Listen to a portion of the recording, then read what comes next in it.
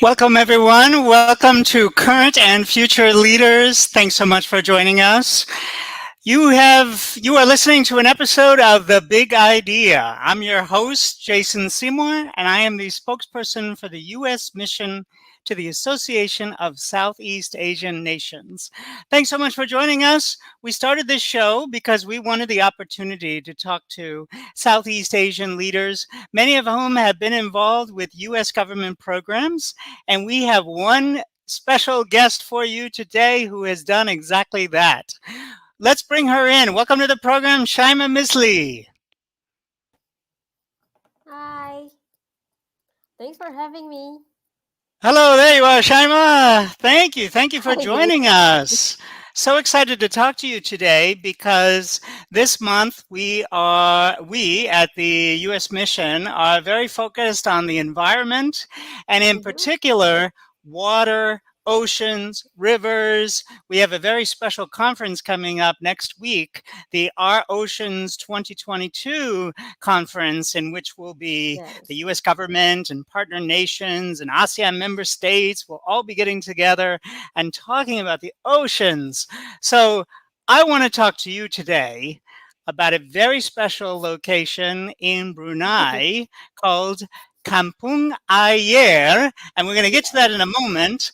But first, I'll let you introduce yourself. Shaima, tell our audience about yourself. Yes. Thank you, Jason, for wow, the very exciting introduction. Well, hi to our viewers. First off, I would like to say Happy Ramadan to our Muslim viewers who are practicing the fasting month. And then, of course, I would like to introduce myself. I am Shaima Misli, and I am from Brunei Darussalam. I am the country hub leader for a non-profit organization called Sustainable Ocean Alliance. So this is where we actually work together with a group of experts, youth, entrepreneurs, so that we could create solutions for the biggest challenges that our ocean is facing right now. That's fantastic. And all this talk about oceans and the pictures behind us, I'm Yes. sure those members of our audience who are fasting for Ramadan are getting thirsty or maybe thinking about their next meal and marine life because oceans and water and river, I mean, it's the Ocean Sustainable Alliance because we want to support sustainable fishing, sustainable Mm-hmm. use of the ocean, Yes. reducing plastics. All of that is going to help to make sure that we can continue to enjoy seafood for generations to come. Mm-hmm. And the Ocean Sustainable Alliance, do you do any work on sustainable fishing or marine life? The group Sustainable Ocean Alliance, well, most of the work that we do, they are related to the Sustainable Development Goal number 14, which is life below water. So any initiatives Mhm. that are in line with that goal. So right now we are doing kind of like an awareness campaign on seabed mining. Mm. Previously, last year, I believe we did one on sustainable fishing, yes. And Mhm. then I think what's coming soon is a cleanup, not just the beach, but also rivers, because we're having our Earth Day soon, quite soon, April Mhm. 22nd. Mhm. And so we're excited for that one. Mhm. I'm excited too. I wish I could be in Brunei to help out. Maybe another time. Maybe another time. No I'd love to worries, get no there. worries. But let's talk a little bit about a place that I would really, really love to visit, and that's Mm, Kampung Ayer. You have Kampung Ayer in your photo behind you. Tell our that is audience a correct, little yes. bit about this magical location. Right. So Kampong Ayer, what it means in English, it means water village. So it is the largest water village in the world. And right here, it's actually located along the Brunei River. So here, everything is built, it's completely on stilts. So we have wooden stilt houses, concrete stilt houses. We have schools here. We have police departments. We have even like refilling station for all the speedboats that we use to get to places within the water village. And then Hmm. what's exciting here is that it's a home to about to thousands of Bruneians. It's home to many freshwater animals. We have otters here. So we have crocodiles and monkeys, of course. They're everywhere. And Hmm. then yeah, it's such a beautiful place with huge cultural value, because all of our great grandparents and all of our grandparents actually lived there. Hmm. Yeah, I want to get there, and I read that people travel from the various villages within Kampung Ayer through Perahu Tambang. Hmm. How'd I do? Did I say that right? Yes. Awesome. The You water fit right in. taxis. So you have a whole Yes, the system, water taxi. and there's tremendous marine life, as you said, and variety. But I also read online that many people are moving away from Kampung Ayer, the residents, that at Right. one time they had about 30,000, and now it's about half that amount. Why do you think people are moving Mm-mm. away from Kampung Ayer? Well, actually, our Bruneians, we've been living there along the Brunei River since, uh, I believe it's since the 15th century. It was only Wow. in when we were colonized, and then I guess our colonizers, they weren't familiar with that traditional lifestyle of living Hmm. on water, and then so we were encouraged to migrate on land, and then that's when we actually started to occupy land. And then right now a Hmm. lot more people are of course moving to land because there's more opportunities there. There's more job opportunities there. There's easy access to healthcare, education there on land, easy transportation as well. But I do have to say, when you go there and you meet the people who grew up in Kampung Ayer, whose family is still in Kampung Ayer, they love that place so much. I Hmm. think one resident told me, I don't want to move to land. I don't want to move anywhere because here, when you're stressed out and you're just out of your house, go to your balcony or something and just enjoy the view. The view is so relaxing there, and it's so calming. Well, what you said, that there are many residents there who do not want to move. And I'm wondering if some of them are moving because there has been a problem there with increasing pollution, particularly in the river. And that's part of the reason why you became passionate about this area and why you wanted to do some programs in that area. So tell us a little bit about the pollution and the problems that people are facing there in terms of their Hmm. water system. Right. So I think one of the most obvious environmental issues that you can see there at Kampong Ayer is the waste management issue. So um, usually all of the trash, the solid waste, they get collected under the stilt houses, and then they would usually end up along the riverbanks. And then what happened is that they pile on top of each other, and then to the point where you can actually stand on them like Hmm, their land of you can trash. stand on them. Wow. Yes, so Wow. that's one of the main issues that we saw. And then Hmm. that's when myself, along with my co-founder, we established this project called River Cleanup Operations, or Recover for short. So it is a cleanup project along the Brunei River at Kampung Ayer, and this is where we get to bring together the residents of Kampung Ayer as well as the people that live on land, so that they could connect with each other, and then they could actually expose themselves to the real issue here, and and then they could join hands to really solve the issue. And were the residents of Kampung Ayer, were they pleased to see you, or did they need some convincing? Were they suspicious about your intent? How They were were you received? suspicious. Well, they were suspicious. I mean, I understand Mm-hmm. we didn't come from there, and then now we're just coming to their area and then telling them that they have this issue that we Mm-hmm. want to work Sure. on. So it's quite difficult. Before the event, we always have to talk the people there, the near the cleanup sites, so that they are familiar with us, so that they are more open to our project. But again, I do want to point out that our cleanup project, we don't want to make it just a cleanup project. We want it to be a way for everybody to kind of get to know each other more, because there's Mm-hmm. been a dispute, right? There's been a dispute between the residents of Kampung Ayer and then the people on land about where did all of this waste come from. Of course, Mm-hmm. nobody wants to take the blame, and it's difficult to really find out where the source is coming from.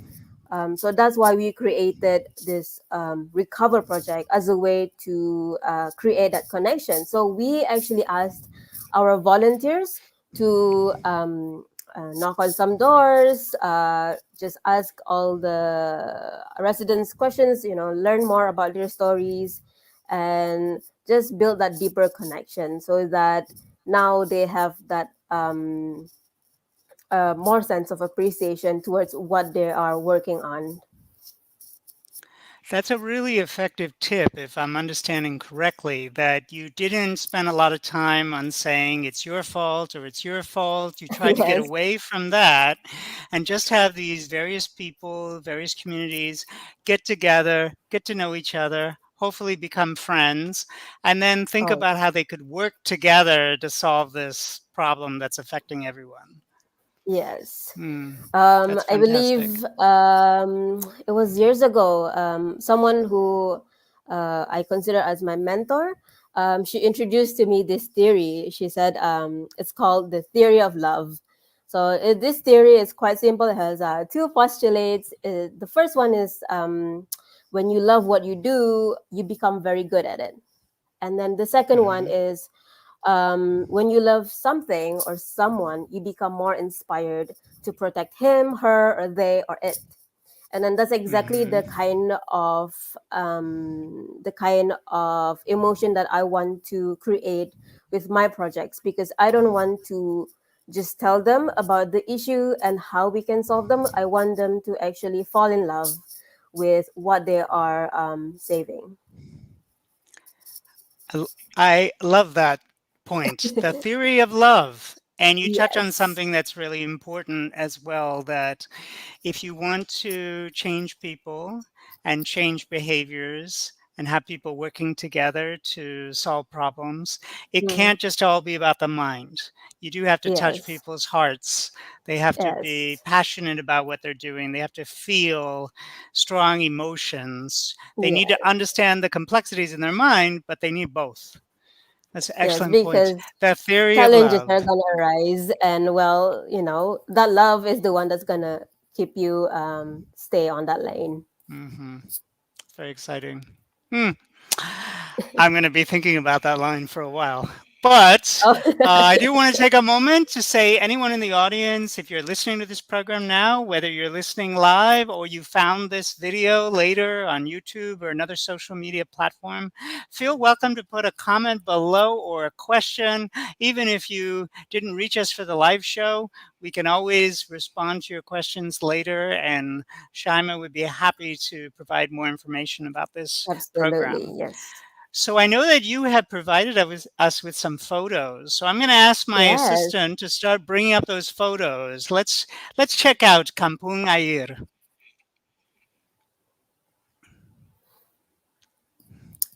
All right, tell us right. what we're seeing. Right. So this is the project that I was referring to, river cleanup operations, or recover for short.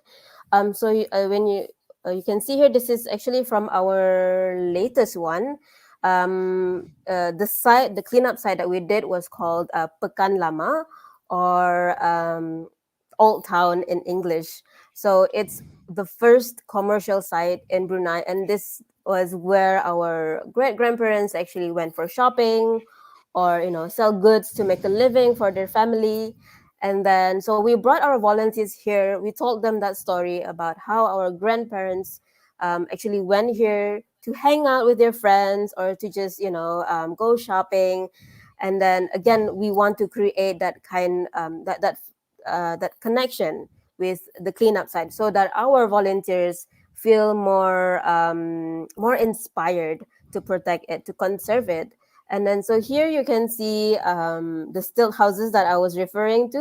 All of the houses here in Kampung Ayer, they look like that. Some are wooden, some are concrete. But yeah, they're all stilt houses.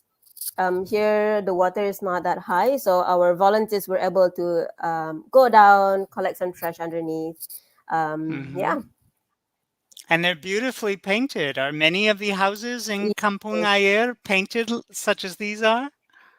Yeah, there are some quite colorful houses here in Kampung Yes, Ayer, lovely. especially the wooden still houses. I think whenever you come visit here to Brunei, to Kampung Ayer, there'll be a few houses that keep on changing their colors because they Mhm. know that Mhm. tourists come around and they just wanna Ah, like make it a landmark, and it is mhm. quite amazing to see, really, the kind of effort they Wonderful. put into. Yeah. Wonderful. Let's look at the next slide.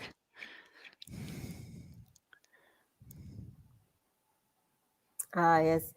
Yeah. So here, as I mentioned, most of the time we travel by speedboats. And then we do walk here. They have wooden walkway. But yeah, most of the time we go by speedboats. And tip to our tourists who might visit Kampung Ayer, it only costs $1. So make sure that you don't get charged more. Yeah, but it's an exciting experience. I feel like most of my friends who are from other countries, when they come visit Kampung Ayer, they get really excited when they get on the speedboat because it's like a water roller coaster. Mhm. By the way, I should say you are inspiring some people in our audience. You're getting some love. Oh, We've got oh, Ramatan and Fedrus Ismail, and oh, I think there was one more. So lots of you have some fans here of what you and my do. friends. Hi, guys. Yes. So let's go to the next slide. Yes, this is one of our first recover, I believe. I think it is the first one. Hmm. We did it in conjunction with Unified Day, the anniversary of YSEALI. As you can see there, this is what I was talking about when all of the trash they get piled on top of each other. They become they become land, so you can stand on top Hmm. of them. And this is the pile of trash that I was referring to. And do they need more receptacles? Why are so many people putting trash in this manner? Or is the trash washed up from other neighborhoods? How does all this Mm, trash accumulate? well, it's quite difficult to really pinpoint where the source is. I doubt it's only one Mm. source. So the Hmm. residents in Kampung Ayer, our government was graceful enough to provide them with waste collection, so they don't Hmm. have to actually pay any fee for waste collection. Our government provided them with bins, and then they collected them for free. So we're not sure where this trash came from. It might be Hmm. from the residents there as well, who might throw them into the water, or the people on land who litter. And of course, all trash, they usually end up in the ocean or in any water bodies. So that might be possible as well. It's a mixture. All right, Yes. let's look at the next slide. Yes, this So, is one of the residents of Kampong Ayer. This is when we asked our volunteers to knock on some doors, ask questions, learn more about the residents, connect more. This lady over here, I don't remember if she is living with someone. She might be living alone in that house, but she was just telling us about how it used to be back then. So the water used to be so clean, so clear. A lot of people usually actually went into the water for a swim to relax. So that's how clean Hmm. it was. Yeah, and Hmm. then there's this theory. I'm not sure if it's true or not, but there's this theory that back then our ancestors they used to throw their trash into the river water because it's just out there, it's just out of their window. But their trash back then, it's um, natural waste, some banana peels, leaves, and all that stuff. So most of the trash they get decomposed quite easily. But now, since we start using more plastic, all of the trash gets piled on, and then now we have this issue. It's important to hear those stories and to remember what Definitely. was once and what could be again if we work together. We could Yes. restore Kampung Ayer to what it once was, for all these wonderful people and for the community. Yes. Hmm. My heart goes out for her. So, Uh, did she seem happy with living her life on Kampung Ayer? I wonder. yeah, I think that's the only way of living that she preferred. Hmm. She really Hmm. enjoyed her life in Kampung Ayer. Most residents in Kampung Ayer feel that way, um, because it's just a very calming environment. Hmm. Some of the residents, they do get moved into new areas, but whenever they do that, they always requested to stay with their neighbors, because Hmm. usually within the neighborhood they're just a big family, so they're cousins with each other or so on. So that's why Hmm. it's always fun to just hang out there in Kampong Ayer. All right. Let's look at the next slide.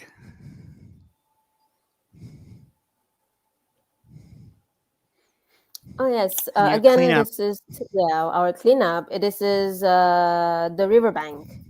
So yep. So some of the trash actually end up by the riverbanks.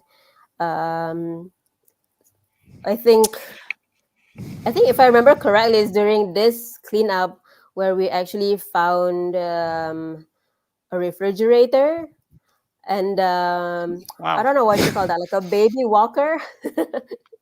Yeah, Wow. a lot of Wow. treasures. Quite a project. Quite a project. A It lot of is. need. Yes. Wow. Well, we're we're running out of time so quickly. I'm going to ask my assistant to shut up the Oh, slides. I want to talk to you some more about Kampung Ayer, and I have one more question, but I'll leave it to the very end because I want to pause for a moment. So, you work with this NGO. You have lots of different projects and ideas and campaigns, and I want to hear about one incident that you had a couple years back, the climate science, or climate change minister, mm-mm. or correct me if I'm wrong, an official on climate change in Uh, Brunei yes, it's invited your the Brunei NGO to Climate Change speak. Secretariat. The secretariat, Yeah, that's right. yes. Tell us exactly what happened there. How did you get that opportunity? Right. Brunei Climate Change Secretariat is actually quite a new division inside of our Ministry of Energy. So in 2020, they created the Brunei Climate Change Policy, where it included 10 key strategies on how our government is going to tackle climate change issues. But before that, they actually invited many local NGOs to come sit down with them and to give comments and to criticize their ideas, so that we could think of how we could implement them better within our community. And it was a really exciting time because it was Hmm. one of the first few times where I think NGOs were brought to the table and were involved in the decision making process. So it was really exciting for me. That is good governance, listening to the people, giving you that opportunity. So, Yes. when they invited you, How did your NGO come up with the strategy in terms of how you were going to handle that meeting and present your concerns? How did you prepare? Right. The strategies that were created, they were already created before we entered that meeting. So we were just there to comment, to Hmm, really I see if see. it was feasible within our community. And for me, I think for any NGOs who would like to work with any government bodies, first and foremost, I think it's important to give credits to them, because I mean, we don't, of course we have different perspectives and we don't really know what they're going through. And I'm sure that it is difficult to even come to one decision. So it's important to give them credit for what they have decided on and what they have achieved. Um, and then the second one, I think it's important to find champions within the government bodies. So for me, with my NGO is related to the environment. So I know which department I should be friend with, or that I should really build a relationship, I should really build trust with. So it's the environmental department, is the climate change secretariat. So really, that's important. Um, yeah. Those are two excellent tips. You're full of good tips today. I love that. Find your champions. That's an excellent tip. And that's such a good point. Sometimes when you're an NGO, you see the problems, you see all the trash, which we Mm, saw in those photos, you see all the pollution, and you just want to critique and you just want to say what's mm, wrong. But it's important to know that as you're developing a relationship, whether it's with other NGOs or government officials, you can't just say everything that's wrong. That's not going to get you anywhere. yes, You have to, and in many yes. instances, figuring out what has been working well is a very important exercise too, because you can build on that. You can say, this program was very effective. Let's do two more just like it. So Yeah. there's a lot to be said for looking for the positive. And not, and it's not just as we say in English, buttering someone up. No, there's a usefulness to finding what's been working well. Yes, Absolutely. of course. Wow. We are coming down to the end, but I did want to ask you a question that I received from a friend about Kampung Mm. Ayer.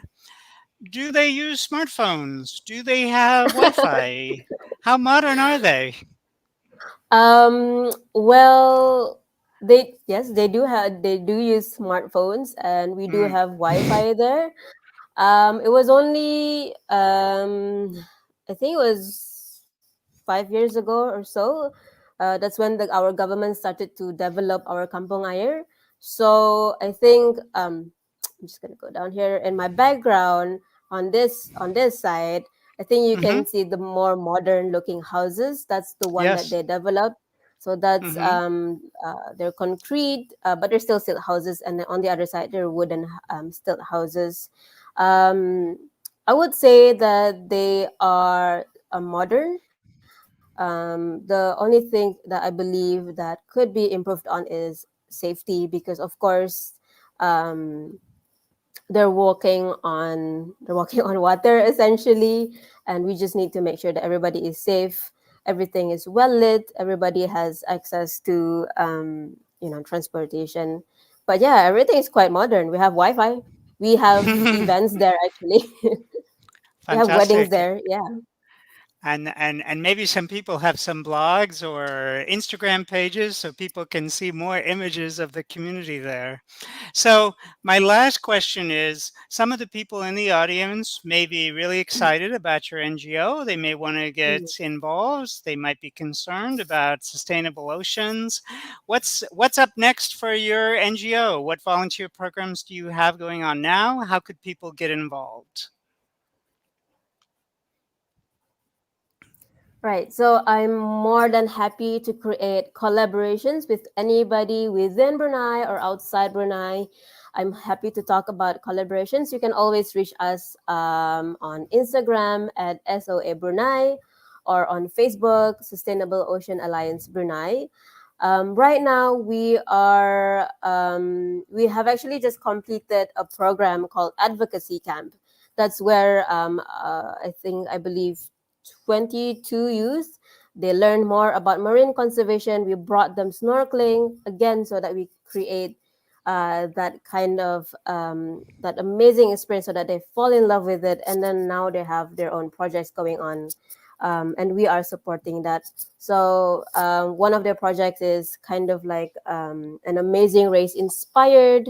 They have tree planting events. Just follow our social media and we'll update you, because of course the more the merrier, and we'd love to have everybody involved. That's fantastic. I want to get to Brunei. I really want to visit you, and maybe there'll be a cleanup or some activity going on Yeah. when I'm there, so I could join you. Well, thank you so much. I learned so much talking to you, and such great tips for Thank you, NGOs Jason. and people who want to make a difference. Such a good time talking to you. Now I really want to meet you in person. We'll have to make that happen. Yes, of But I course. also want to say thank you to everyone who watched this program. I hope you enjoyed the conversation as much as I did. Leave a comment below, subscribe to our channel, tell us who we should interview next. We want to hear from you. So thanks so much to our audience, and thanks again, Shaima. Take Thank care, you, everyone. everyone. Thank you, Jason. Bye.